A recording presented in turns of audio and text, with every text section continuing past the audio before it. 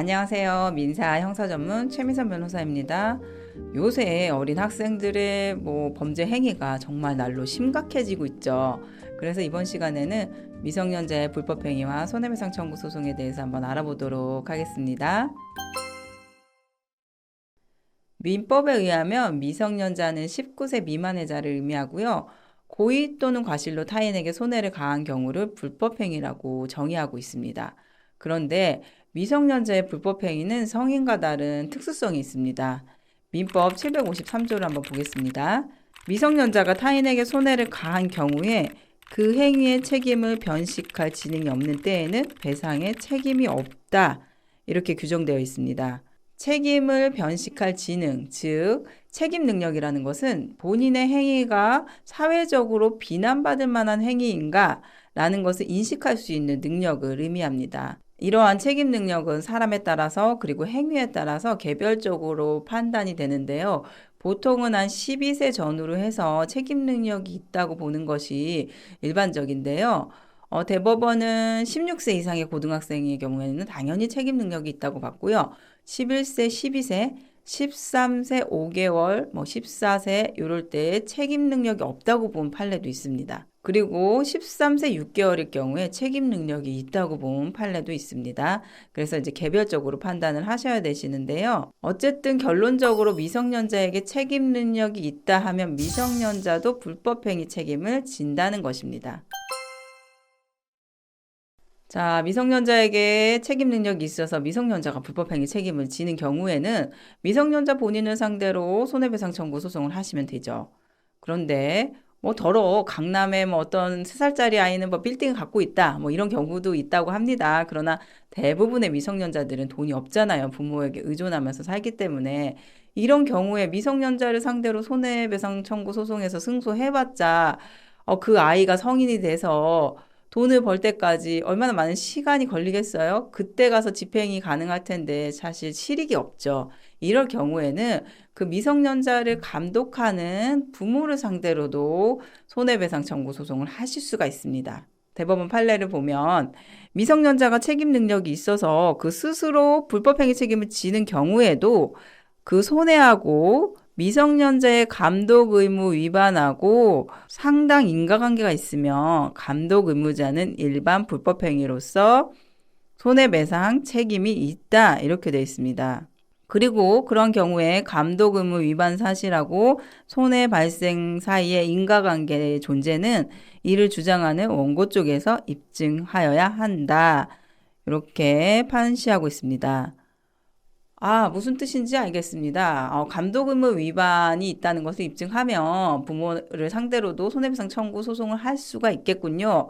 그런데 과연 감독 의무 위반을 어떻게 입증을 해야 될까요? 좀 막연하시죠? 실제 판례들을 보면은 좀 추상적이거나 조금 러프하게 입증을 하더라도 인정이 되는 경우들이 상당히 많습니다. 한번 판례들을 살펴볼게요. 먼저 대법원은 부모와 함께 살면서 경제적으로 부모에게 의존하는 미성년자는 전면적으로 부모의 보호 감독 아래 있으니까 미성년자가 타인에게 불법행위하지 않고 정상적으로 학교, 사회생활 하도록 하는 일반적인 지도와 조언을 할 보호 감독 의무가 부모에게는 있다. 이렇게 얘기를 하고 있고요. 하급심 판례를 한번 보겠습니다. 성범죄 사건이었었는데요. 피고는 이 사건 범행 당시 책임 능력은 있으나 미성년자로서 경제적, 정서적으로 부모의 보호 감독을 받고 있었다. 그리고 이 사건 범행과 같은 일탈행위를 방지하기 위해서 고등학생인 D의 학교 생활이나 일상생활에 상당한 주의를 부모가 기울였어야 된다. 이런 거에 비춰보면 부모가 보호 감독을 잘못한 것이 이 범행의 원인이 되었다. 이렇게 법원이 보고 있죠.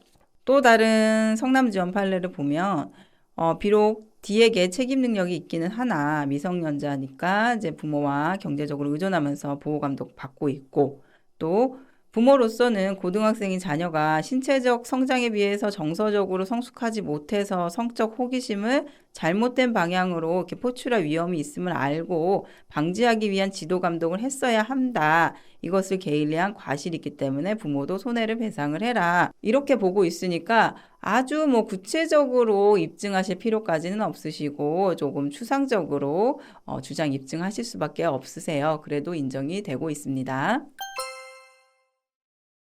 그러면 이번에는 너무 어려서 미성년자가 책임 능력이 없을 때는 그러면 어떻게 손해배상 청구 소송을 할 수가 있을까요? 이때는 미성년자 상대로는 당연히 손해배상 청구 소송은 불가능하시고 감독 의무자를 상대로 민법 755조에 의해서 손해배상 청구를 하실 수가 있습니다.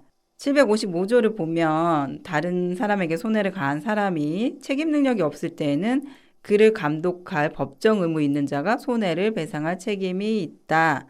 이렇게 명시가 되어 있죠. 그래서 책임 능력이 없을 정도로 어린 경우에는 부모의 책임이 더 강하게 인정됩니다. 그런데 단서 보시면은 감독 의무를 게을리하지 않은 경우에는 그러하지 아니하다라고 단서에 규정되어 있는데요. 즉 감독 의무가 면책되기 위해서는 그 부모가 스스로 내가 감독 의무를 게을리하지 않았다는 것을 입증을 해야지만 면책이 되는 그런 예외 규정을 두고 있습니다. 그런데 사실 면책이 되려면은 평소에 자녀에 대한 교육과 관리에 또 충실했고 사고 당시에도 이런 감독 의무를 내가 열심히 했어도 이 사고는 피할 수 없었다. 이 정도까지 주장 입증을 하셔야 돼요. 그래서 사실상 755조 단서로서 면책이 되는 경우는 굉장히 드뭅니다. 그러면 부모가 이혼한 경우에는 어떻게 될까요? 이혼을 하게 되면 부부 중 일방이 자녀에 대한 양육권이나 친권을 가져가잖아요. 그랬을 때 비양육권자한테도 이렇게 손해배상 청구 소송을 할 수가 있을까요? 민법 913조의 친권자의 양육 책임은 비양육자한테는 사실 적용되지는 않습니다. 그런데 이혼 이후에도 면접교섭권이라는 거 있잖아요. 그걸 통해서 자녀를 양육하고 이렇게 보호감독해야 되는 거 아닌가요? 이렇게 생각하실 수도 있습니다. 그런데 대법원은 면접교섭권이라는 것은 이혼 후에도 자녀가 부모와 친밀한 관계를 유지하여서 정서적으로 안정하고 또 원만한 인격 발달을 이룰 수 있도록 하는 자녀의 복리를 위한 제도지 이게 제3자에 대한 관계에서 손해배상 책임의 근거가 되는 감독 의무를 부과하는 제도는 아니다 해서 면접교섭권이 있다 하더라도 비양육권자한테는 손해배상 책임을 물을 수 없는 것이 원칙입니다. 여기서 또 잠깐 여러분 촉법소년이라는 개념 많이 들어보셨죠? 형법에 의하면 만 14세가 되지 않은 자는 형사 미성년자라 그래서 형사처벌을 받지는 않습니다. 그런데 소년법에 의하면은 10세 이상 14세 미만의 형법상 죄를 범한 소년들을 소년법에 의해서 보호 처분을 할 수 있게끔 규정하고 있어요.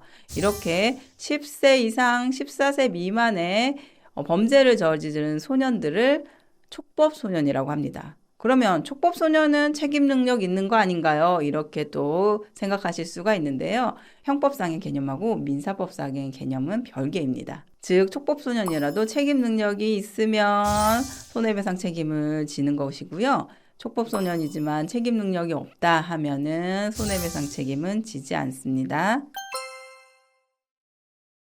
미성년자 관련 손해배상 청구 소송의 실무적 절차에 대해서 몇 가지 주의사항을 알려드리자면 소장 제출 시에는 미성년자가 책임 능력이 있어서 피고가 되는 경우에는 법정 대리인, 보통은 부모죠. 반드시 같이 표기를 해줘야 됩니다.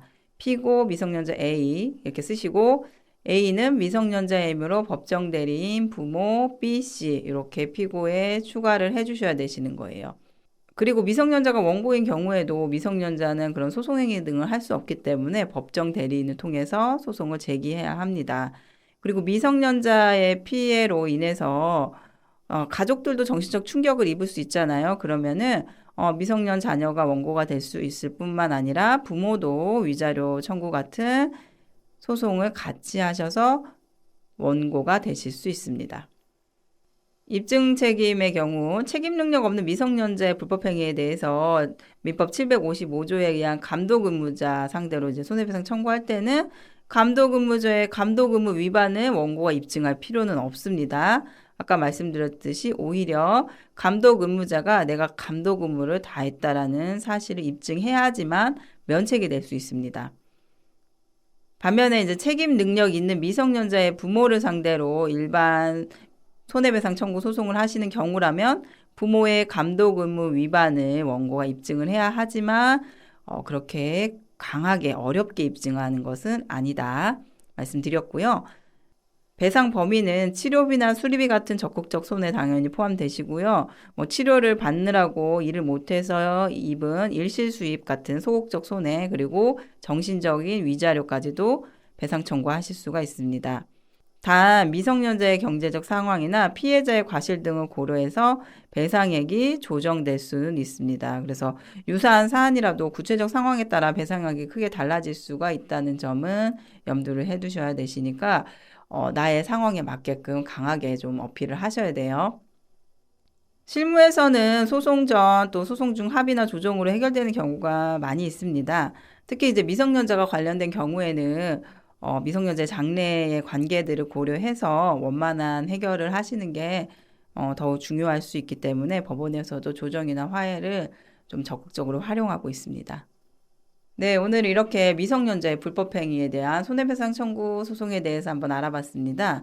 마지막으로 몇 가지 좀 조언을 드리자면 피해자가 되셨다 하시면은 무엇보다 중요한 건 증거 확보예요. 목격자들을 확보하시고 증거 사진이라든지 문자 이런 것들을 확보를 해 놓으시고 그리고 경찰에 신고를 한다든지 학폭 신고를 한다든지 이런 식으로 신고도 좀 해 놓으셔서 기록을 남겨두시는 게 중요해요. 이것이 이제 민사소송에 있어서 다 증거로 사용될 수가 있거든요.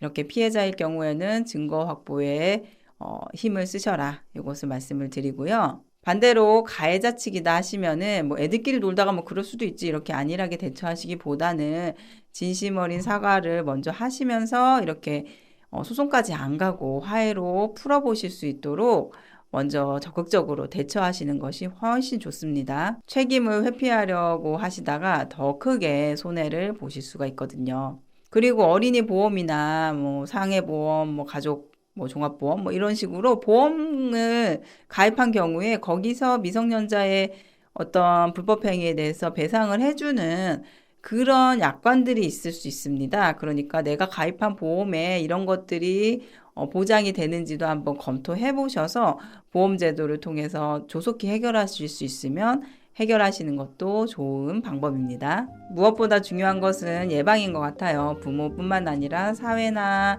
학교 등에서도 미성년자에 대해서 사랑과 관심을 기울이면서 미성년자들이 건강한 사회인으로 성장할 수 있도록 모두들 애쓰면 참 좋을 것 같습니다.